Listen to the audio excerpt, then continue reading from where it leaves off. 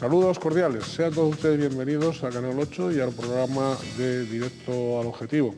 Saludamos especialmente a los telespectadores de las islas de Tenerife, La Palma y La Gomera. Y nuestra más cordial bienvenida, como es habitual, a don Pablo Matos Mascareño, hasta la disolución de las Cortes, diputado por la provincia de Santa Cruz de Tenerife, y cabeza, ahora, de la candidatura del Partido Popular al Congreso de los Diputados por nuestra provincia tinerfeña. Don Pablo, bienvenido. Bien hallado, muy buenas tardes. Bien, como es habitual, si a ustedes les parece bien, vamos a recordar algunos de los rasgos, los tres rasgos principales de Canal 8, de la personalidad de Canal 8, un canal de capital 100% tinerfeño, canario, un canal cuya línea editorial es pluralista y un canal cuya audiencia debidamente controlada dentro de los canales locales es la segunda de la provincia de Santa Cruz de Tenerife y la tercera del archipiélago. Don Pablo, usted batalló para encabezar la candidatura, ¿esperaba dicha designación o tal vez le sorprendió? Esperaba la designación porque la presidenta insular Cristina Tavío me había dicho hace tiempo que quería que yo repitiera en el Congreso de los Diputados y que es la propuesta que ella iba a hacer al Comité Electoral Provincial. Yo lo había hablado varias veces detenidamente con ella y sabía que podía ir por ahí los tiros. Lo que ocurre es que esto, pues, la presidenta hace una propuesta, igual que lo hacen las otras direcciones insulares, porque el órgano que lo decide es un comité provincial.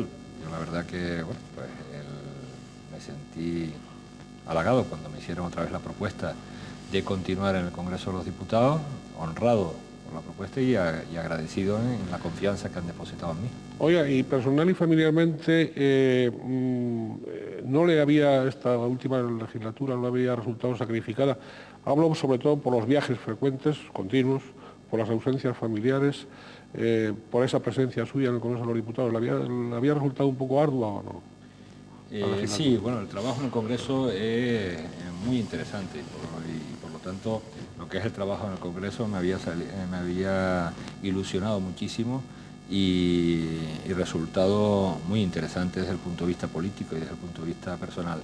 Pero efectivamente, para un canario estar continuamente toda la semana viajando, haciendo el neceser y la maletita y, bueno, y durmiendo en un hotel y varios días a la semana, no, a veces 2, pero a veces 4 o 5, sí cansa desde el punto de vista familiar, pero estas decisiones no se toman solos. Cuando he aceptado continuar ha sido hablando detenidamente con mi mujer y con mis hijas. Es decir, que ha habido un consenso familiar. Sí, en este caso sí. ¿A usted le gusta ser familiar también en ese tipo de decisiones, digamos, básicas? Me imagino que en las decisiones después políticas normales no será tan frecuente las consultas, pero en ese tipo de decisiones le gusta consultar con los miembros de su familia. ¿Eso forma parte del sentido familiar? Sí. Y en estas decisiones, cuando uno cambia de una manera radical, como fue hace 4 años, cuando tomé la decisión de ir a Madrid, porque el partido me lo había pedido y yo sabía que ahí tenía que contar con la familia, por supuesto, que lo consulto. Y no solo, bueno, con mi entorno más cercano, con mi mujer y mis hijas. Hay decisiones que todavía, pues, hay veces que consulto con mi padre, que tiene, pues, una cabeza muy privilegiada y muy bien, y hay algunas cuestiones que yo he consultado todavía con mi padre a ver qué le parece la decisión que estoy valorando tomar. Bien, hablaba usted de su padre. ¿La sabiduría está muy ligada a la experiencia? Sí, por supuesto que sí. Bueno, por supuesto la decisión se toma en el ámbito más familiar, pero a mí cuando tengo que tomar una decisión que afecta a mi vida personal, sí me gusta oír a personas que quiero, que me quieren y que por lo tanto saber cuál es su opinión. Luego uno toma la decisión que quiere, ¿no? Yo siempre digo cuando alguien a mí me da consejos o cuando he pedido un consejo, los consejos se piden y se dan, pero no es obligado a cumplirlos. Por lo tanto, cuando se da un consejo, se da una opinión, pero hay gente que da un consejo, no la cumple y se molesta, ¿no? Yo creo que los consejos, cuando se piden, es para saber una opinión ver lo que aconseja pues otro punto de vista, claro, y tomar una decisión libremente. a veces lo erróneo es dar consejos sin que se los pidan a uno. Exactamente. Es decir, y sobre todo tratar de que esos consejos sean la norma de quien tiene que escuchar. Oiga, don Pablo, vamos a ver, en 2004 usted da el salto al Congreso de los Diputados desde la política canaria, desde la política del archipiélago, y yo quería pedir globalmente cómo evalúa usted globalmente esta legislatura de 2004 a 2008 en la Cámara Baja. Pues sinceramente a mí esta legislatura me ha sorprendido muchísimo. Nosotros habíamos gobernado 8 años, habíamos encontrado una situación económica muy mala cuando llegamos al poder en 1996. Incluso teníamos dificultades o nadie apostaba porque España pudiera entrar en el euro en los países de cabeza. Un paro del 24%, una inflación por encima del 5%, unos tipos de interés altísimos y por lo tanto un déficit público muy importante. Llevamos una legislatura en la cual se tomaron medidas tremendamente acertadas y terminamos la legislatura con la mitad de paro, con un 12%, un 1,8% de inflación, los tipos de interés muy bajos y además el déficit cero que se había llegado a cubrir completamente, y además habíamos entrado en el euro. Por lo tanto, el país estaba bien, se habían tenido acuerdos muy importantes con el partido de la oposición, con el Partido Socialista, se había hecho un pacto por la justicia que habíamos firmado los dos grandes partidos, el pacto por las libertades y contra el terrorismo, y por lo tanto estaba lo que pasaba en España, en Europa se calificaba como el milagro español lo que había pasado en estos años, con lo cual el país estaba muy bien. En estos 4 años, de repente y sin saber por qué, Zapatero ha puesto sobre la mesa algunas cuestiones que han creado muchísima tensión entre los españoles y han cambiado radicalmente. Me refiero a todo el proceso de paz, con algunas sesiones como la liberación de Juana Chaos, como la retirada de los cargos contra Otegi, de la ilegalización de ANV y por lo tanto permitir que se volvieran a incorporarse a las instituciones, la memoria histórica, con lo cual se ha estado hablando de la guerra civil y de la dictadura y de la transición, el Estatuto catalán con el reconocimiento de Cataluña como nación y además con una financiación basada en la riqueza que produce Cataluña, que es una cosa absurda completamente porque es darle más al más rico. Yo siempre pongo el ejemplo del impuesto sobre la renta, es como si el Estado al que más paga impuestos porque tiene más dinero, a ese le prestara más servicios. Y eso ha creado tensión con otras comunidades autónomas. Canarias especialmente ha sido pues, una de las comunidades autónomas que han sido castigadas. Por lo tanto, Zapatero ha estado en esos charcos en los que se ha metido y no se ha ocupado de temas que le afectan directamente al ciudadano, como la economía, que la economía... Iremos parte por parte. Yo quería, si a usted le parece bien, plantearle qué ha producido, qué legislación se ha producido en la Cámara, en el Parlamento, al final, tanto en el Congreso como en el Senado, sobre 3 materias en las cuales usted pues, ha estado más metido, que son fomento, infraestructuras y vivienda. ¿Cuál ha sido la producción legislativa en esta última legislatura? En estos 3 campos, diferenciándolos, ¿no? No, sobre fomento e infraestructuras, que Sí, es el mismo ministerio, sí, legislación que yo recuerdo, ninguna, porque la única, el Código Técnico de la Edificación, que fue elaborado por el proyecto, pero no fue, y fue un reglamento que se envió a la Cámara, y de infraestructuras en concreto ninguna, quitando lo que son los 4 presupuestos en los cuales se habla muchísimo de infraestructura. Y de vivienda se ha aprobado de puramente legislativo la ley del suelo. La ley del suelo, que ya comentamos, una ley que ha hecho el Ministerio, en la cual pues mete mucha literatura de izquierdas, aunque en definitiva lo único que pretende esa ley es cambiar las valoraciones en caso de expropiación. Antes, y el caso más sangrante es en suelo agrícola, en suelo rústico. Antes, en suelo agrícola, cuando a alguien le expropiaban, se aplicaba un método, que es el método de comparación con operaciones similares, es decir, cómo se ha vendido, qué operaciones se ha vendido de los agricultores por esa zona, y entonces por ahí se empezaba a fijar el precio del bien que se va a expropiar. Ahora no, ahora independientemente de las operaciones que se hayan hecho en la zona, de las compraventas que podían haber ¿cómo está el precio del mercado? Pues se paga a precio de capitalización de las rentas agrícolas, es decir, a precio de hortalizas o de cereales. Independientemente de cuánto se haya vendido. Por lo tanto, un agricultor que haya comprado pues la finca de al lado pues, a un precio de mercado para ampliar la suya y le pasa una carretera, no le pagan lo que pagó por la finca, sino le pagan muchísimo menos. Nosotros la ley la tenemos recurrida ante el Tribunal Constitucional, por ese motivo principalmente, también porque creemos que puede invadir algunas competencias de las comunidades autónomas, pero sobre todo por esa, lo que creemos que es confiscación. Cuando a alguien se le expropia un bien, hay que pagarle lo que vale. Oiga, y la vivienda, los precios de la vivienda, distintos organismos internacionales, como usted bien sabe, han puesto el dedo en la llaga de los sobreprecios en el caso español, a veces hasta de un 30%. Bueno, el gobierno se comprometió precisamente a través de ley del suelo y de otras medidas a aminorar esa especulación. Eso se ha producido. Ustedes, por ejemplo, ¿qué hubieran hecho con el asunto de la vivienda? ¿Qué otra legislación hubieran aportado? Sí, miren, nosotros hasta ahora casi todos los planes de vivienda se han basado exclusivamente en lo que son la subsidiación de los tipos de interés y ayudas a la entrada de la vivienda. Eso es lo que se ha basado hasta ahora. Nosotros, casi todas las comunidades autónomas, porque antes no lo obligaba la ley nacional, pero la tenían todas las comunidades autónomas, Canarias lo tiene, se hace una reserva, o se obliga a todos los planeamientos de los municipios a hacer una reserva de suelo para vivienda protegida.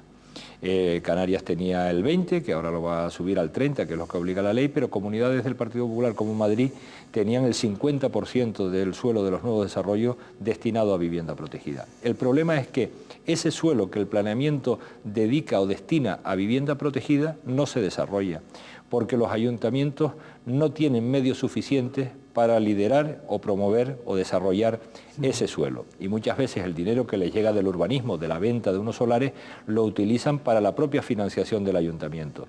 Y esto no lo digo como malo, o sea, en sí mismo. Creo que no es bueno, pero que los fines, muchas veces el ayuntamiento esto lo dedica, este dinero, pues para atender servicios sociales que tiene el ayuntamiento y que no tiene medio. Entonces, ¿qué hay que hacer? Que todo ese suelo calificado para vivienda protegida llegue al destino, que se desarrolle para vivienda protegida dentro de los plazos que marca el propio planeamiento. Con esto habría suelo suficiente a precio asequible para la vivienda protegida para dar la demanda, satisfacer la demanda que hay en el mercado. Hay que cambiar la ley de haciendas locales para la financiación de los ayuntamientos, que tengan financiación suficiente, y hay que cambiar alguna parte de la legislación para agilizar estos procesos de desarrollo del suelo de vivienda protegida, y hay que además primar y penalizar, como lo quieran llamar, primar a los ayuntamientos que desarrollen el suelo para vivienda protegida. Oiga, don Pablo, y usted que además tiene experiencia antigua como concejal de urbanismo que fue en el Ayuntamiento de Santa Cruz de Tenerife, en el caso de Tenerife, en el caso de Santa Cruz de Tenerife, en el caso del archipiélago, precisamente por las peculiaridades del suelo, al ser un territorio limitado, insular, etcétera. Esa ley del suelo estatal tendría que tener, o tiene, las suficientes especificidades para aprovechar, o para enderezar, o para encauzar esas peculiaridades canarias. No, no las tienen. Incluso yo pretendí introducir vía enmienda una modificación, a través de una enmienda, una disposición adicional que existía en la legislación anterior, que se aprobó en la época del gobierno del Partido Popular, en la cual se decía que con Canarias habría que tener, por su fragmentación del territorio, pues unas medidas especiales que, a definir por la Comunidad Autónoma Canaria. Se quitó en esta ley y no me admitió el PSOE esta enmienda.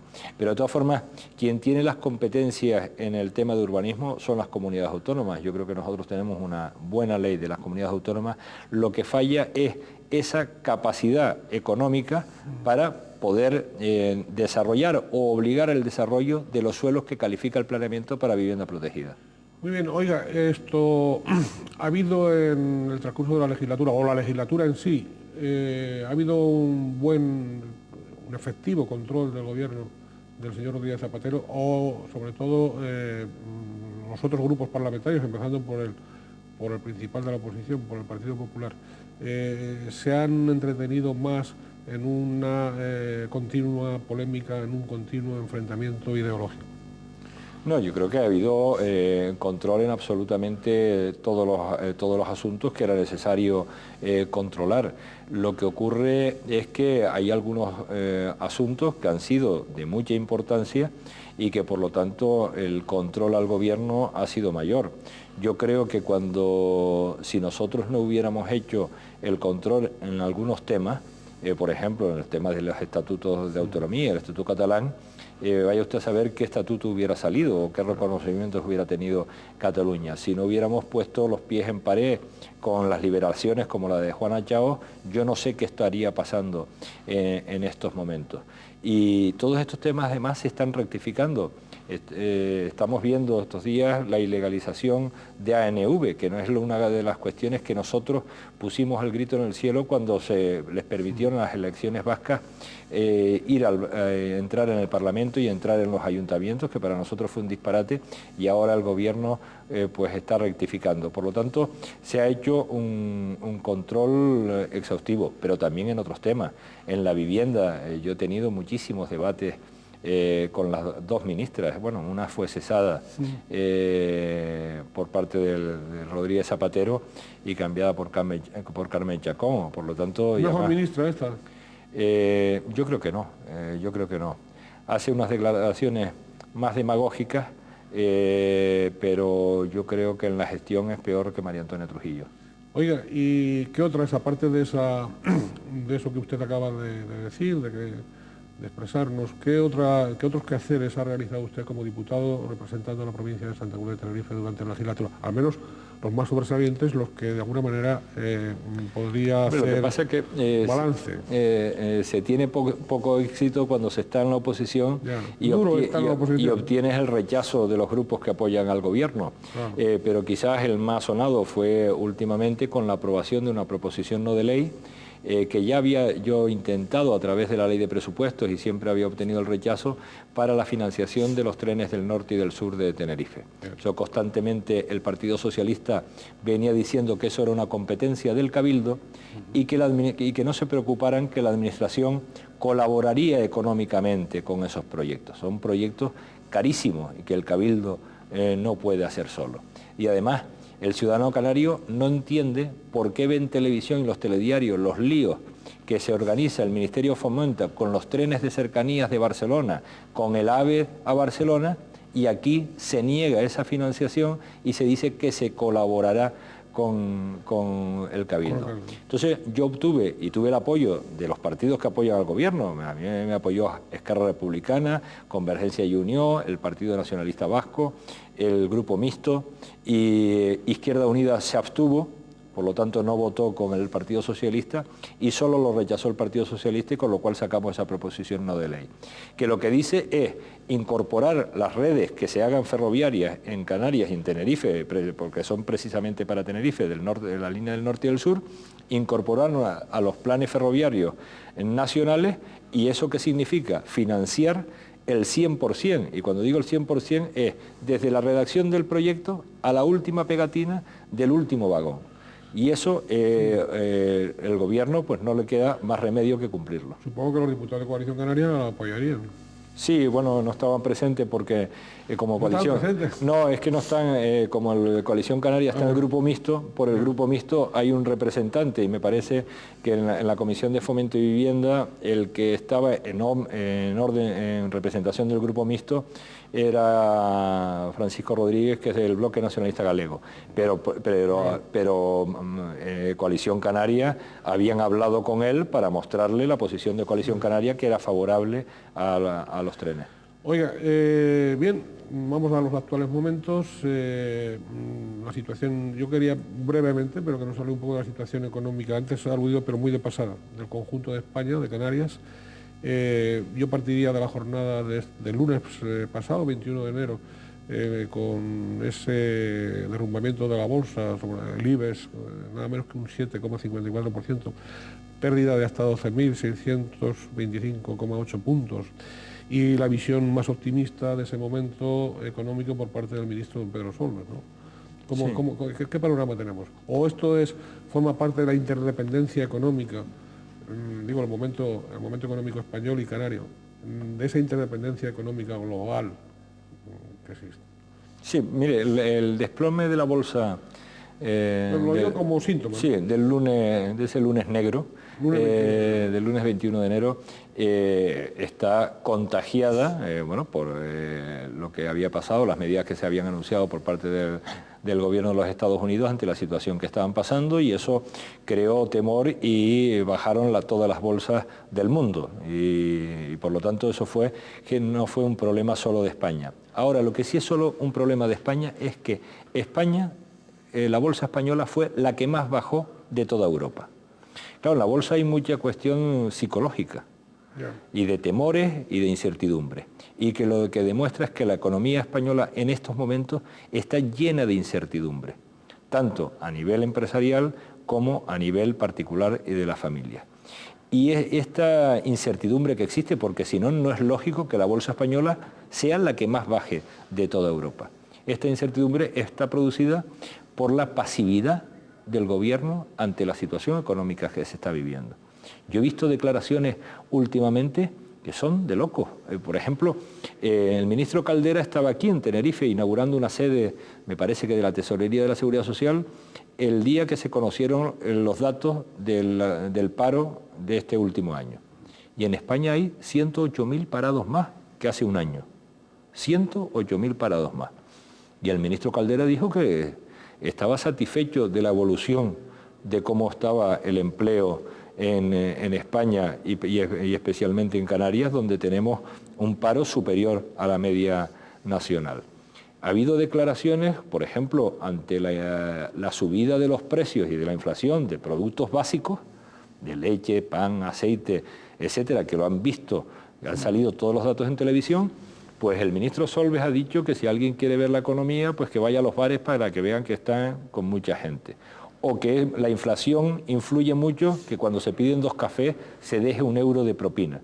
Claro, estos son manifestaciones que se hacen para negar una realidad, y la realidad es que por la subida de los tipos de interés y por la subida de los precios de los productos básicos, hoy las familias tienen mucho más problemas para llegar a final de mes que hace 3 años. Y claro, lo que crea incertidumbre es cuando hay un gobierno que no reconoce el problema y que no plantea ningún retoque en su política económica para mejorar la situación.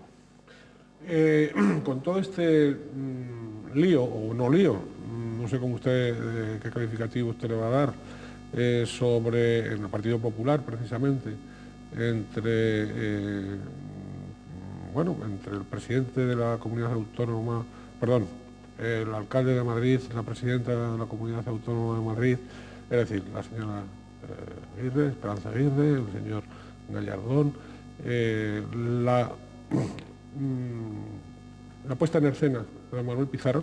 Se ha presentado a Manuel Pizarro como el futuro hombre fuerte de la economía del Partido Popular. En el caso de ustedes gobernaran, este señor sería el ministro de Economía y Hacienda, seguramente. Bueno, eso lo decidirá el presidente Rajoy, que es a quien tiene que nombrar a los ministros, pero no cabe duda que la incorporación de Manuel Pizarro, que lo hemos conocido públicamente, porque antes salían los periódicos muy específicos de economía, pero este año pasado ha salido casi todos los telediarios por la defensa que hizo frente a la OPA apoyada por el gobierno de gas natural sobre Endesa, en la cual pues el gobierno apoyara que se le dieran a los accionistas 20 o 22 euros, y al final por el tesón y la pasión que le puso Manuel Pizarro, acabaron pagando al accionista las acciones a 40 y pico euros, por lo cual hay una defensa, por lo menos saber que economía sabe, ¿no? Y pero la Manuel conoce. Pizarro es profesionalmente abogado del Estado. Es cierto que ha sido expresidente de Endesa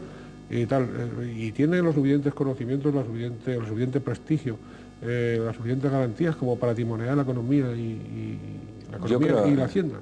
Yo creo que es una incorporación muy buena para el partido, porque sus conocimientos económicos los ha demostrado y además han salido en todos los telediarios, ¿no? Yo creo que lo que más le ha dolido al Partido Socialista de la incorporación de Manuel Pizarro es que se incorpore al Partido Popular alguien que les ha ganado una partida de política económica, porque la OPA sobre Endesa es de política económica, no era una operación mercantil normal y corriente, era un apoyo de política de la gas natural, que era de la Caixa, de Cataluña, frente a los accionistas en todo el Estado de Endesa. Y Manuel Pizarro, por su tesón y por su capacidad de gestionar esa situación, pues no cabe duda que lo consiguió, y es una voz de las más autorizadas que en estos momentos tiene España. A mí me gustaría que en la campaña viniera por aquí para oírlo, escucharlo y oír sus planteamientos. ¿Y usted cree que su presencia, sus planteamientos van de algún modo a neutralizar eso que han dicho algunos de que el Partido Popular va a experimentar castigo en las urnas por la escenificación de esa disensión entre la señora Aguirre y el señor Gallardón?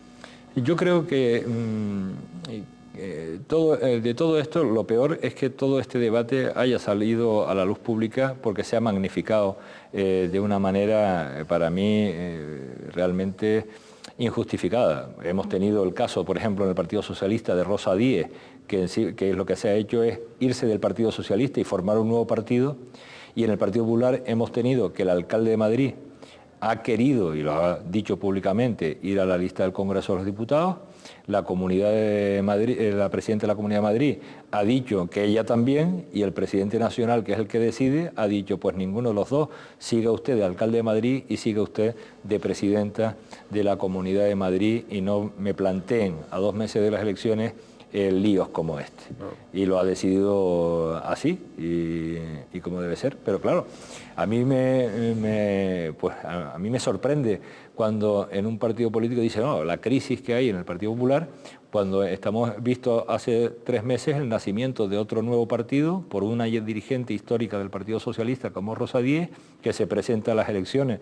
Con lo cual, si esto lo hubiera hecho alguien de nuestro partido, no quiero saber lo que hubiera pasado, ¿no? Oiga, se ha dicho también, algunos observadores bien informados han comentado cómo el CIS tenía en la gaveta el último sondeo sobre las expectativas de voto el del 9 de marzo, y que el Partido Socialista solo aventajaba al Partido Popular en ese momento que se hizo el sondeo en 1,5 puntos, que se traduciría en 5 diputados, ¿no?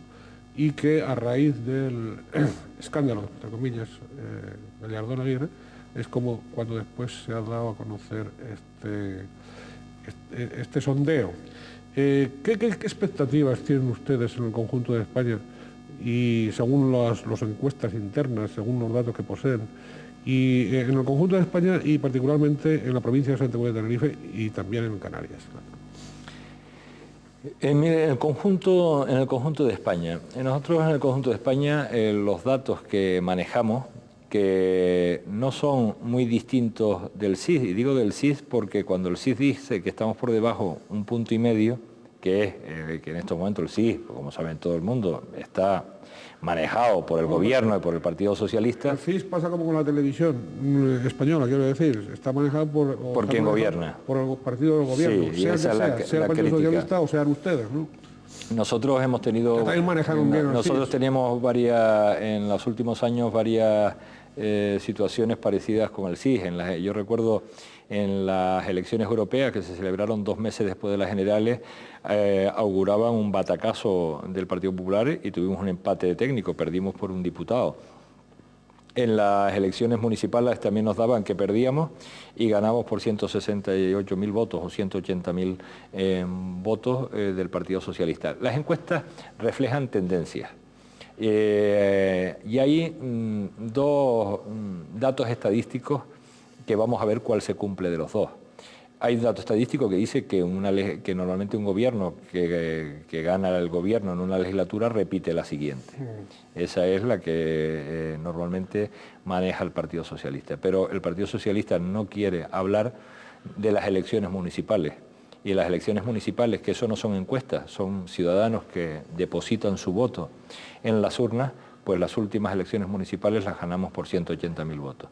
Y dice, hay un dato estadístico que dice que el que gana las elecciones municipales gana las generales siguientes. Se ha dado en todos los 30 años de democracia, en todas las confrontaciones electorales. Nosotros tenemos serias probabilidades de ganar las elecciones. Alegres posibilidades, sí, para ustedes. Sí, sí, serias posibilidades de ganarlas. Son, no digo serias porque son muy reales. Hay 12 o 13 provincias que claramente las encuestas dan que crecemos a costa del Partido Socialista y por lo tanto que vamos a ser la primera fuerza en número de votos y en número de diputados. La diferencia con el Partido Socialista es la que las encuestas pues se verá si son esas 13 o 14 provincias o son menos, pero por lo tanto hay unas posibilidades muy claras de ganar. Yo aquí en la provincia de Santa Cruz de Tenerife, nosotros tenemos también, somos parte de esa probabilidad de ganar las elecciones, de ser la primera fuerza política también en la provincia. Así lo daban también las encuestas para el 14 de marzo y pasó lo que pasó entre el 11 y el 14 de marzo y no ganamos las elecciones, la ganó el Partido Socialista. Pero yo creo que todos los ciudadanos de Tenerife, que son personas, hay una gran base electoral de centro, no están de acuerdo con algunas políticas que ha hecho Rodríguez Zapatero, que ha desperdiciado ese gobierno con el cual se encontró sorpresivamente en marzo del 2004 y ha derrochado todo ese capital que tenía por los charcos en los cuales se ha ido metiendo durante estos 4 años. Oiga, ¿Las Palmas cómo la ven, la provincia de Las Palmas? También, en Las Palmas vamos a ser los datos que manejamos la primera fuerza política y el debate está si el Partido Socialista le arranca un diputado, el diputado que tenía Coalición Canaria o con Nueva Canarias, pero que vamos a ser el Partido Popular la primera fuerza política también es los datos que manejamos nosotros. Bien, parecen coincidir, sí, los sondeos en que en estos momentos, bueno, todavía con unas semanas de campaña por medio, que ahora iremos a eso, tienen ustedes un empate técnico, lo cual quiere decir que para gobernar tendrán que pactar. Evidentemente, en el caso del Partido Popular, con Coalición Canaria no tendrán problemas con los diputados que pueda obtener Coalición Canaria. Pero y con los demás grupos parlamentarios nacionalistas, sobre todo, catalanes, vascos, que parecen más gallegos, que parecen más propicios a pactar con el Partido Socialista. Las cosas y los asuntos que han estado mal durante estos 4 años no son temas menores, son graves, ¿no? Y esta pregunta yo he oído que se la han hecho a Rajoy en varias ocasiones. Y Rajoy ha dicho públicamente que el día siguiente a las elecciones, si él es el candidato que obtiene, que gana las elecciones, al primero que va a llamar es al Partido Socialista. ¿Para qué? Para arreglar algunas de las cuestiones que Zapatero ha roto o ha hecho saltar por los aires en estos 4 años. Ha hecho saltar lo que es el pacto territorial que existía desde la Constitución, pero se ha ido renovando. La última vez que se firmó un pacto autonómico de lo que es España, se firmó entre Felipe González como presidente del gobierno y José María Aznar como líder de la oposición. Zapatero, eso era lo tradicional, los dos grandes partidos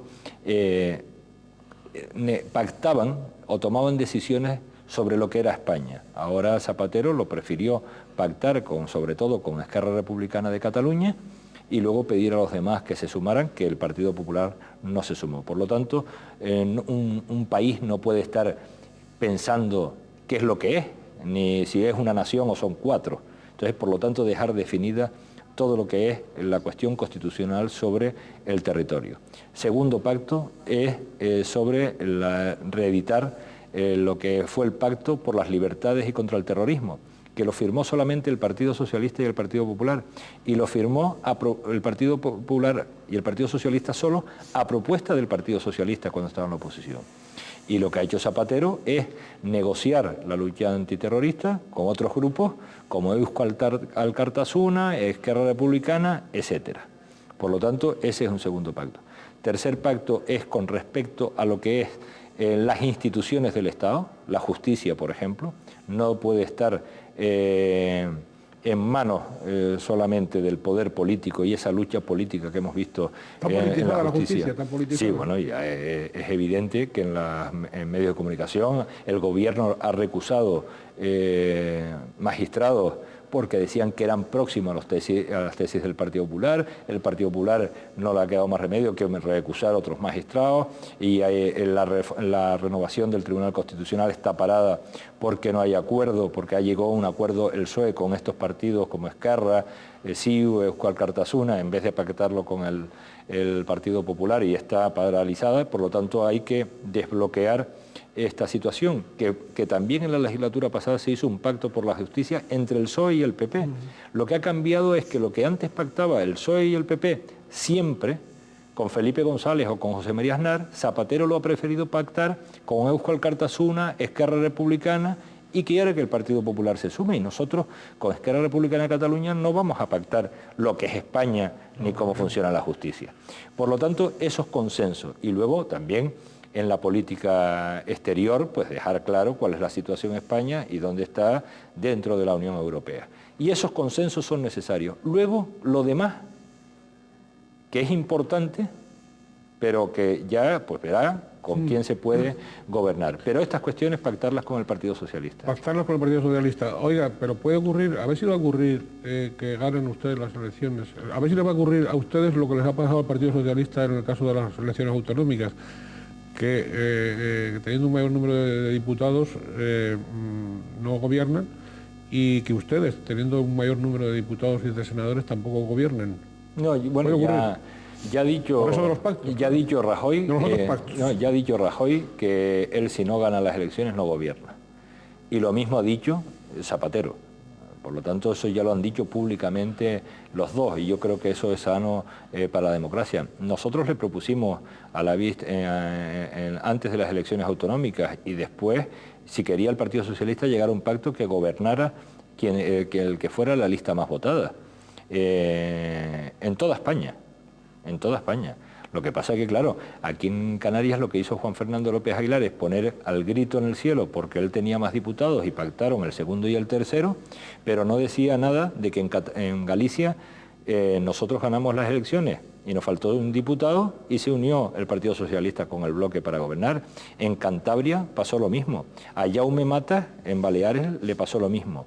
Y así me parece que eran... Pero en Navarra no. En Navarra no, pero que vamos, que hay 3 o 4, y además así me parece que habían también, no sé si eran 200 ayuntamientos que había pasado lo mismo, que habían quitado el Partido Popular porque se había unido el Partido Socialista e Izquierda Unida. Nosotros decimos, si quieren realmente y creen en esto, nosotros estamos de acuerdo a cumplirlo. ¿Qué va a decir el programa electoral? ¿Qué dice el programa electoral del Partido Popular de la inmigración? Mire, hay una cosa que es evidente: derogar la ley de extranjería tal como la hizo el Partido Socialista.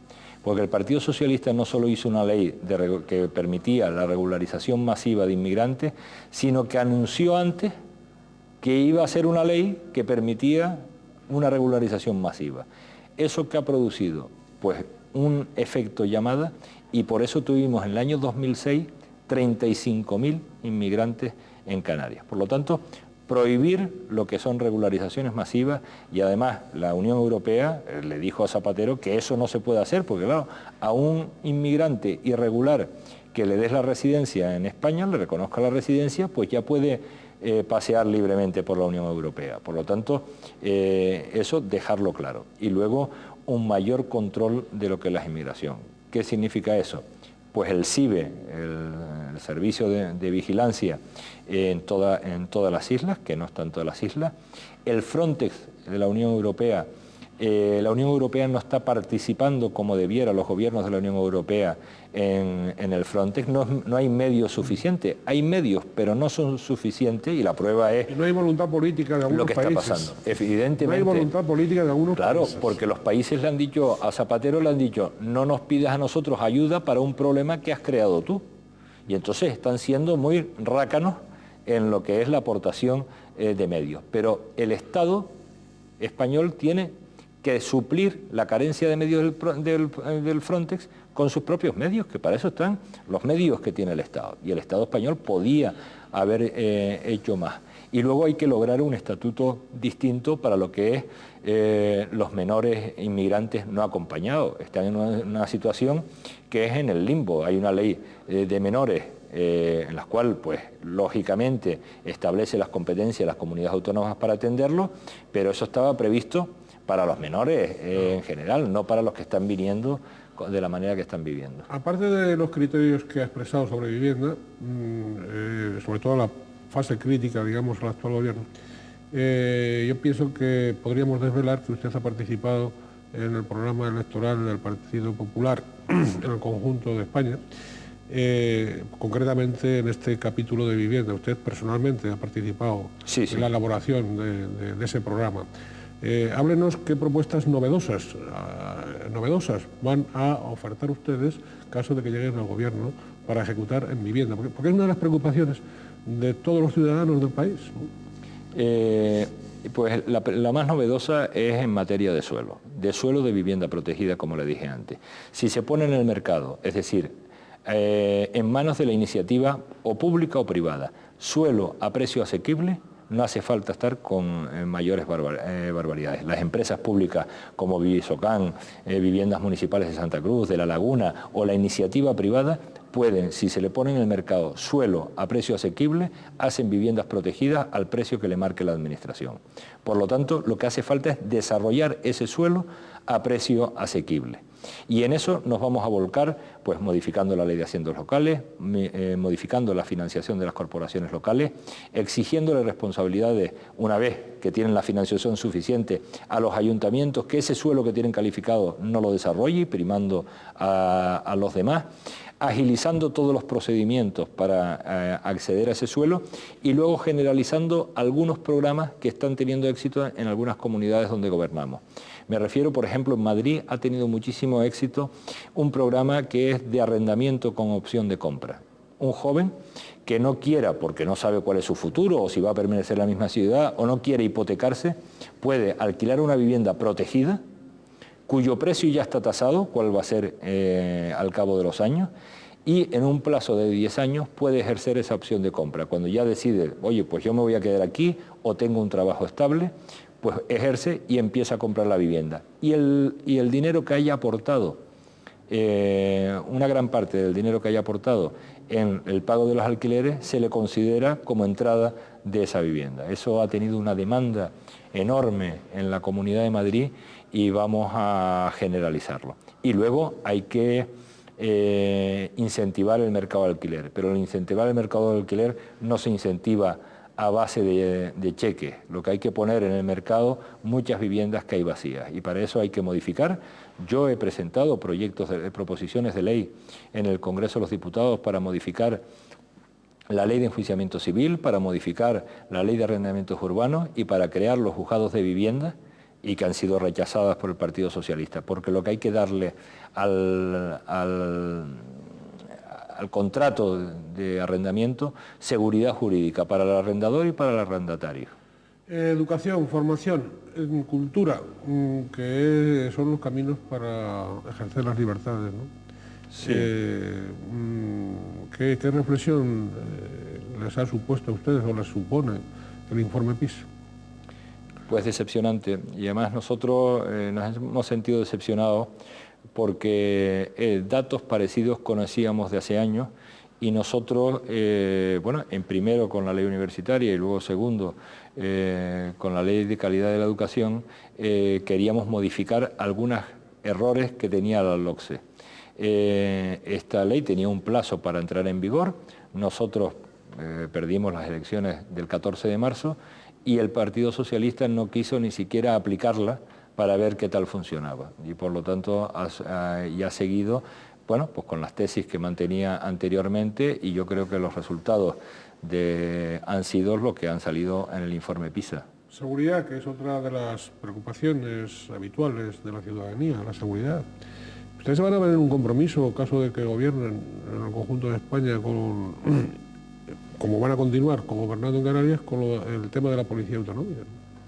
Bueno, nosotros, yo creo que la policía autonómica me lo han preguntado varias veces, mire, no es una prioridad para nosotros, ni creemos que sea... Para la coalición, sí. No creo que sea la panacea. Ahora bien, cuando ningún partido gana las elecciones y tiene que pactar con otro, tiene que llegar a unos acuerdos y ceder en algunos posicionamientos. Nosotros hemos llegado al acuerdo con Coalición Canaria de colaborar en la creación de la Policía Autonómica y por lo tanto ese acuerdo lo vamos a cumplir a pesar de que no lo consideramos prioritario, pero tienes que hacer un pacto de gobierno, tienes que aceptar algunas tesis del otro partido político y tú y el otro partido aceptar tesis que manejas tú o que defiendes tú. Y por lo tanto pues vamos a participar y vamos a apoyar la creación de la Policía Autonómica. Oiga, ¿qué otros puntos esenciales destacaría usted del programa electoral del Partido Popular? Evidentemente del programa general y también del programa particular isleño. ¿Qué otros puntos que no hemos citado? Sí, bueno, todavía no está cerrado, pero ya se han adelantado algunas de las propuestas que se van a hacer. Mire, a nivel de economía nos vamos a centrarnos en lo que es las familias y las rentas de las familias. Explica eso. Para que la economía funcione, una familia tiene que llegar bien a final de mes. Claro. Y el que le sobre algo, poderlo destinar o al ahorro o destinarlo al gasto común, a actividades extraescolares de los hijos, o cambiar ese mueble que ya está viejo, o cambiar de televisión, o irse a un restaurante un fin de semana, porque ese gasto produce riqueza. O ese ahorro o ese gasto, las dos cosas, produce riqueza y creación de empleo. Y hoy en día es todo lo contrario. El aumento de los precios al consumo y el aumento de los tipos de interés ha hecho que muchísimas familias estén ahogadas, que no puedan no solo no gastar, sino con serias dificultades para llegar a final de mes. Entonces vamos a tomar medidas rápidas para dejarles más renta disponible. Y la única manera de que tengan más renta disponible es tener menos impuestos. Entonces ya Rajoy ha propuesto y ya está incorporado al programa que todas las personas que ganen menos de 16.000 euros al año están exentas del impuesto de la renta de las personas físicas. Esa exención hoy en día está en 9.000 euros. Sí. Y en 9.000 euros, por lo tanto, subirlo a 16.000. Luego va a haber unas bonificaciones especiales para la mujer que trabaja fuera de casa, porque lo que hay que incentivar, el mercado laboral necesita que se incorporen, que trabaje más gente en España. Y las que tienen más dificultades en estos momentos son las mujeres, por lo tanto se le va a hacer una discriminación positiva en aspectos económicos como es su impuesto sobre la renta de las personas físicas. También la estabilidad del empleo y también en las percepciones económicas, en los sueldos o los salarios, suprimiendo pues esa especie de subcontratación laboral, que es la que está funcionando en un porcentaje muy alto. Claro, tanto entre mujeres como entre la juventud. Claro. Lo que existe en el mercado de trabajo pues son los miluristas, por supuesto, pero para esos miluristas, para que tenga, o sea, el gobierno no puede marcar lo que es el sueldo que pone una empresa a un trabajador. Lo que puede hacer es incentivarlo. Incentivarlo es a esos miluristas, pues de suprimirle cualquier tipo de imposición para que tengan todo el dinero que ganan para su renta disponible y para sus gastos.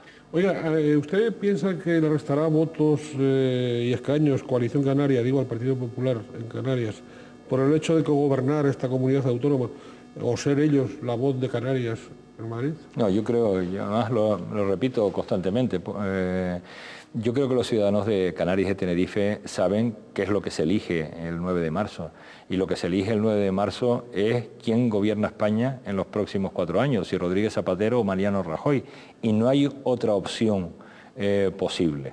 Aquí no se está eligiendo un alcalde o una alcaldesa con más o menos eficiente o con mayor o menor simpatía o más o menos querida. Aquí lo que se elige el 9 de marzo es el presidente del gobierno de España y ese va a ser o Mariano Rajoy o Zapatero. Ningún otro partido propone a un candidato a presidente del gobierno. Bueno, a Gaspar Llamazares, la Izquierda Unida, pero que, bueno, que tiene 4 diputados en las Cortes. ¿Y el Partido Socialista usted cree que puede restar a ustedes votos, diputados aquí? No, yo creo que la tendencia de aquí... Yo la provincia de Santa Cruz de Tenerife. Sí, la tendencia de aquí en Canarias es la misma de toda España, que es que Rodríguez Zapatero ha perdido mucha credibilidad, sobre todo, a pesar de, además de los charcos en los que se ha metido, como dije antes, en la pasividad o en la falta de reacción ante la situación económica.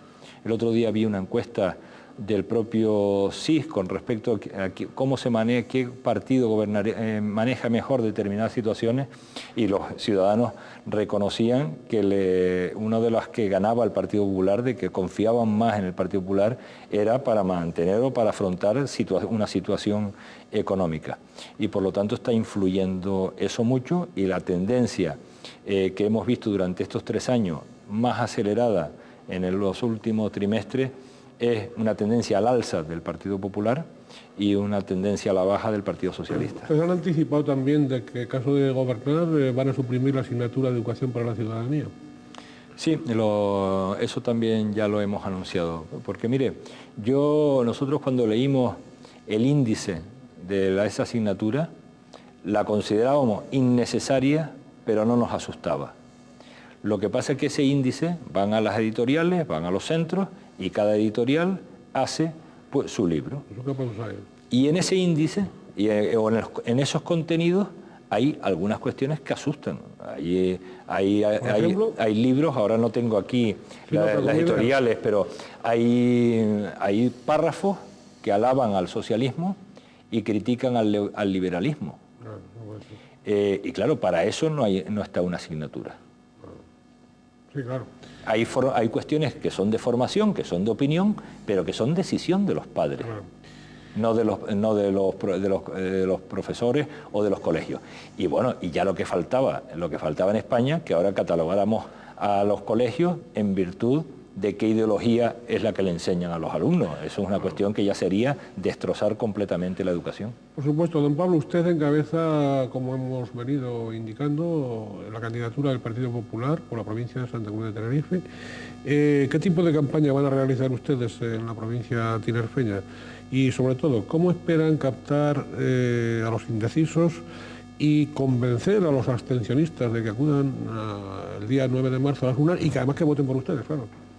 ¿Qué tipo de campaña? Primero la campaña. Sí, bueno, la campaña es utilizar absolutamente todos los medios para llegar a los ciudadanos, para llegar a todos los ciudadanos. Y vamos a hacerlo a través de medios de comunicación, intentando dejar clara e inequívoca cuáles son nuestras propuestas, y lo intentaremos también en reuniones amplias, tipo mítines o tipos de encuentros, y lo haremos también a título particular, yendo por las calles, por todo donde podamos, para hablar con los ciudadanos y hacerles llegar nuestro mensaje o nuestras propuestas. ¿De qué es lo que vamos a hablar a los ciudadanos?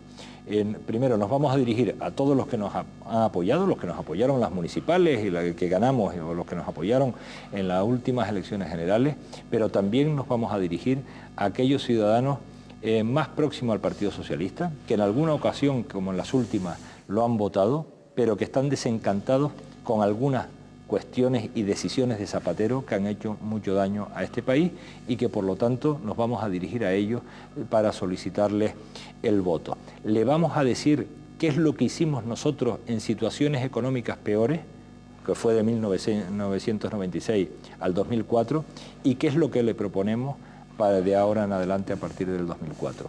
Oiga, señor Matos, de no ganar las elecciones, ¿quién sustituirá o tomará el relevo de don Mariano Rajoy?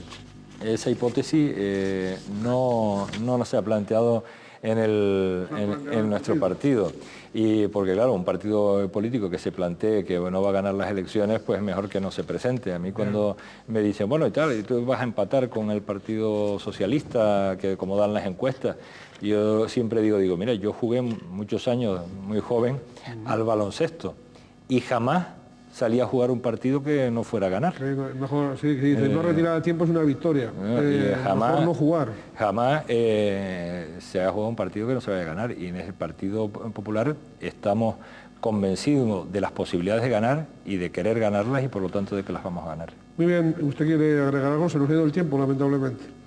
No, gracias otra vez a este canal, y quiero, pues al final de la legislatura, aunque no haya acabado, agradecerle el interés que han tenido por los debates que han hecho con diputados y senadores, porque yo creo que es una cadena que más ha dado a conocer nuestra labor y lo que hemos ido haciendo a lo largo de estos 4 años en el Congreso de los Diputados y en las Cortes Generales. Pues para eso estamos, tanto el presidente como la directora de este canal, tanto don Juan Luis Lorenzo como doña María Lorenzo están en esas, y los que modestamente colaboramos de algún modo, también evidentemente estamos encantados de dar a conocer lo que hace nuestra gente, ¿no? Es un deber y un deber además muy grato. Muchas gracias, mucha suerte, que gane el mejor, y igual que al resto de la audiencia le deseamos que sea feliz. Sean ustedes felices en la medida de lo posible. La medida de lo posible de la felicidad está a veces en función de qué consecuciones hacemos para los demás, ¿no? Y menos en y cómo restamos ombliguismos que no tienen sentido. Bien, pues que sea feliz y que gane el mejor. Igualmente, muchísimas gracias.